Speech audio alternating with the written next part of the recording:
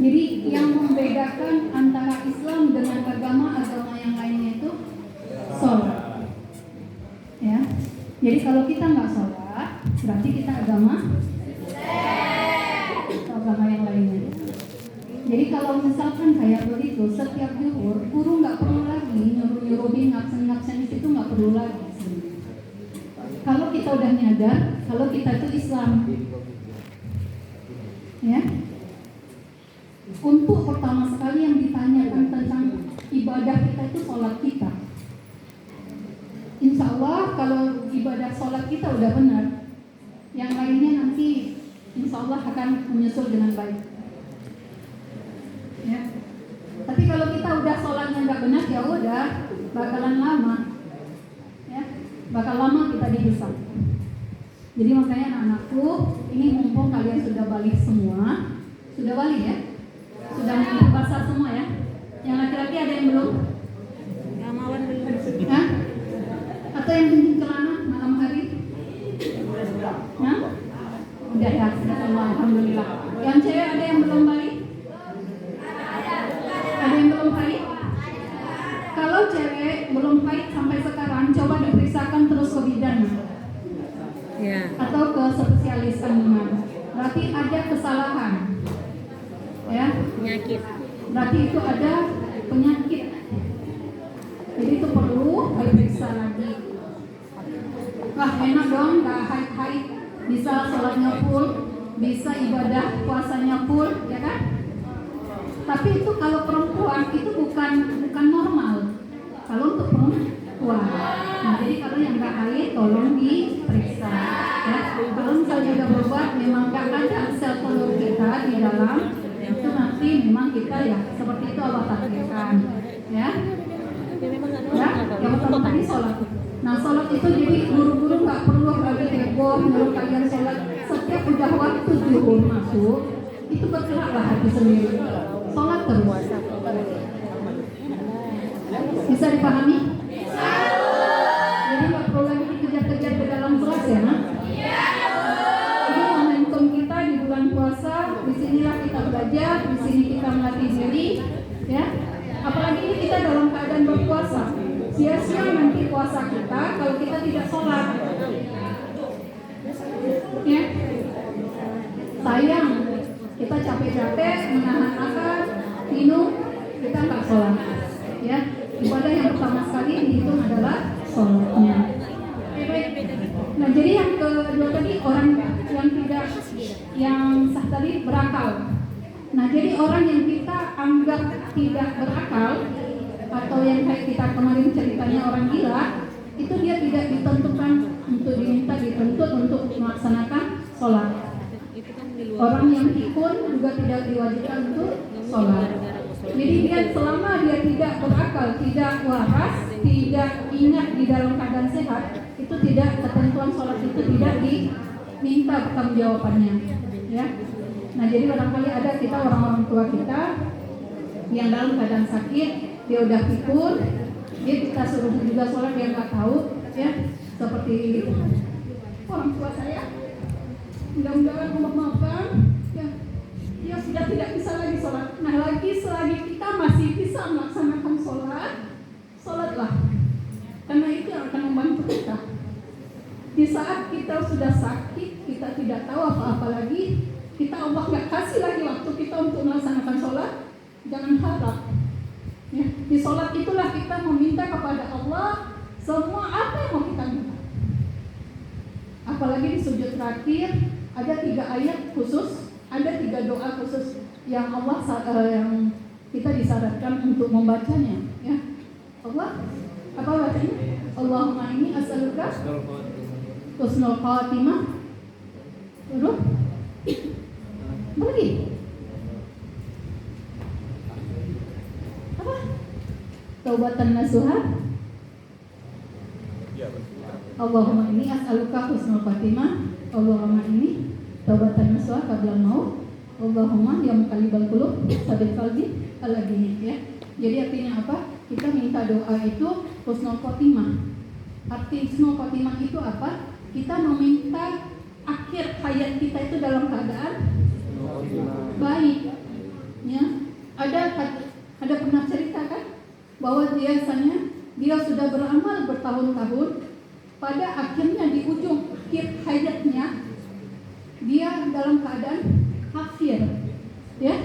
Nah jadi makanya kita diminta itu. Ada kalanya dia mudanya dia buat tidak baik, tetapi di akhir hayatnya dia husnul khatimah. Yang pernah dengar cerita narkoba, bandar narkoba, Freddy? Tahu ya? Dia dihukum mati, padahal dia bandar narkoba besar, orang jahat, dia tidak sholat. Nah tetapi Allah takdirkan dia menjadi orang baik, Allah tangkap, dia menjadi di penjara tadi dia sadar, dia beriman, dia bertobat, di akhir hayatnya dia mengucapkan kalimat la ilaha illallah. Itu yang kita minta nanti di waktu akhir hidup kita, kalimat thayyibah, ya. Apa dia bilang? Jangan tutup mata saya. Kan kalau orang mau hukum mati itu ditembak tuh kan, ditutup mata. Nah tetapi Freddy itu minta jangan ditutup matanya. Dia ingin menyaksikan peluru yang menembus ke badannya. Biar dia sempat mengucapkan kalimat iri kita ya. Kita kemana besok kan? Nah jadi makanya di akhir hari di sujud kita terakhir itu kita banyak. Nah terus yang itu apa lagi? Kita mati dalam keadaan bertaubat. Sebelum mati taubatan nasuha. Sebelum kita mati kita sudah bertaubat. Nah yang ketiga itu kita tetap dalam keadaan Islam. Tetap dalam keadaan Islam kita mati. Jangan kita meninggal dalam keadaan kafir. Nah jadi sholat itu benar-benar Masya Allah. Nah terus ada lagi sebelum tahiyat, sebelum kita mengucapkan salam, kita ada setelah fil alamina innaka hamidum majid. Kita ada disuruh baca doa. Ya, Allahumma ini, siapa yang bisa baca doanya? Allahumma ini a'udzubika min azabil jahannam wa min azabil qabri wa min azabil mahya wal mamati wa min fitnatil masiihid dajjal. Ini luar biasa fitnah yang akan kita hadapi sebelum akhirat nanti, terutama fitnahnya dan jadi sebelum kita sholat, sebelum salam itu coba dihafal ayatnya, ya itu mewakili doa-doa kita semuanya, bahwasanya kita nanti sebelum apa ayatnya tadi Allahumma ini a'udzubika min azabil jahannam, kita tidak dapat azab neraka jahanam yang luar biasa. Terus min azabil qabr, azab yang besar. Terus fitnatil mahya, waktu kita mau mati itu, sakaratul maut itu, kita akan dihadapi dengan, katanya ceritanya, kita akan dihadapi antara neraka dan surga. Di situ nanti akan berperang, ya, antara iman kita. Jadi katanya kalau misalkan kita melihat, makanya kita disuruh ditalkilkan itu menghadap ke kanan supaya kita menghadap ke surga. Maksudnya kita lihat surga, indahnya surga. Jadi kita akan nggak sedih gitu loh. Ya kalau kita takut menghadapi nerakanya itu nanti kita ketakutan waktu sakaratul maut. Katanya kalau sakaratul maut itu pernah cerita apa? Kita udah lari-lari nih ya. Karena tadi udah jelas ya. Ini hanya sekedar nambah. Rasulullah, ada pernah baca detik-detik terakhir Rasulullah? Jadi detik-detik masa Rasulullah kalau kita baca, kita akan sedih. Rasulullah itu adalah kesayangannya Allah, tetapi di saat dia mau meninggal, ya, itu masih merasakan sakitnya yang tidak ada dosanya itu. Dia masih merasakan. Malaikat itu enggak, malaikat apa yang mencabut? Israel. Ya bilang Israel. Malaikat Israel itu memalingkan wajahnya mencabut nyawa Rasulullah. Jadi Rasulullah bertanya, Israel, mengapa kamu palingkan wajah dari saya? Apakah saya kamu benci? Tidak ya Rasulullah, karena saking dia sakitnya sakaratul maut itu. Itu Rasulullah. Bagaimana dengan kita? Ya, nah makanya ini sholat benar-benar kita kalau bisa ini kita jaga lah. Ya apalagi emak-emak nanti, anak-anakku sekalian, ya nanti kalau udah jadi ibu rumah tangga tuh banyak kali alasan. Kayak kemarin kan syaratnya harus bebas dari hadas. Nah nanti alasannya nggak sholat, kena kencing bayinya, kena kencing anaknya. Nah itu banyak sekali alasan daripada emak-emak. Ya apalagi kalau sekarang ini ya kita masih muda kayak begini, sholat duha, sholat tahajud, kalau bisa tuh dijaga lah. Nanti kalau udah berumah tangga itu akan berkurang volumenya, ya.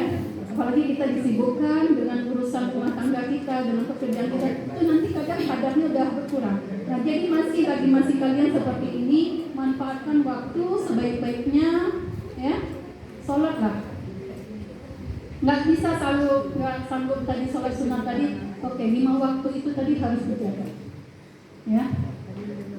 Jadi kemarin yang sedihnya saya bertanya, siapa orang tuanya di sini yang sholat 5 waktu gitu? Ya, cuma 1 orang itu kita, masya Allah, ya. Jadi kalau misalkan anak-anakku, orang tua kita belum bisa melaksanakan sholat 5 waktu, bergeraklah dari hati kita. Karena kita akan memperjuangkan nasib diri kita masing-masing. Kita tidak ada kayak seperti kaumnya sebelah yang ditumpangkan semuanya sama Yesus, ya kan? Semua hilang dosanya, semua udah diampukan kayak begitu. Kita akan memperjuangkan nasib kita masing-masing. Nah udah kalau kayak gitu masuk Kristen aja semuanya gitu ya. Hah? Kan ada Yesus yang bakal apa? Menanggung semua dosanya gitu ya, aman kita semua besar. Silahkan ya, tapi jangan ya Allahu, jangan seperti itu ya. Tetaplah kita minta akidah kita tetap, Allah tetapkan akidah kita tetap di Islam. Inna ilahi Islam ya, sesungguhnya agama yang diridhai Allah adalah Islam ya. Nah jadi itu tadi jadi yang masalah sholat tadi benar kata Pak Puji tadi, kita dalam keadaan sholat jangan cepat-cepat, kita nggak tahu bacaannya apa, terutama bacaan Al-Fatihah itu adalah doa ya. Jadi kalau bisa dijeda lah ya supaya dijawab sama Allah ya. Ada ngobrol. Bismillahirrahmanirrahim, dan menyebut nama Allah yang Maha Pengasih lagi Maha Penyayang.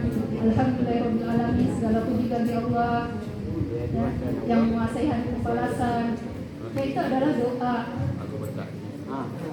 Oke, jangan cepat-cepat ya, lomba-lombaan sama tahun sebelah. Ya. Ini apalagi kayak yang sholat rakaat 23 rakaat ya. Itu kan kalau bisa ya tetaplah ya, tawadhu ya, pakai tumak ninahnya walaupun 23 rakaat.